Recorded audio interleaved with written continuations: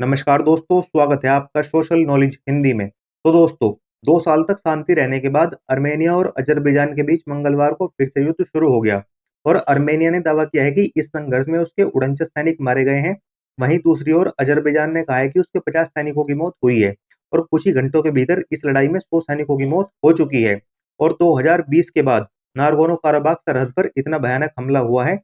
इससे पहले 2020 में भी ये दोनों देश नागोर्नो-काराबाख को लेकर जंग लड़ चुके हैं, जिसमें अर्मेनिया को भारी नुकसान उठाना पड़ा था। और अब दोनों देश एक-दूसरे पर आरोप लगा रहे हैं।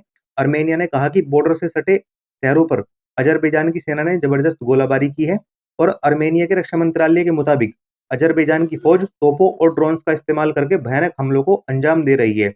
वहीं अज़रबैजान का दावा है कि उसने अर्मेनिया के सैनिकों के बड़े पैमाने पर उकसावे के जवाब में ये कार्रवाई की है। हालांकि यूएन ने दोनों देशों से तनाव कम करने की अपील की है और रूस की तरफ से भी दोनों देशों से शांति की अपील की गई है। आपको बता दें कि अर्मेनिया ईसाई बहुसंख्यक देश है, जबकि अज़रबैजान मुस्लिम बहुसंख्यक देश है और इन दोनों देशों की तुलना भारत और पाकिस्तान के रिश्तों से की जाती है। ये दोनों देश भी एक दूसरे के कट्टर दुश्मन हैं। अब बात कर लेते हैं विवाद की, कि आखिर इन दोनों देशों के बीच क्या विवाद है।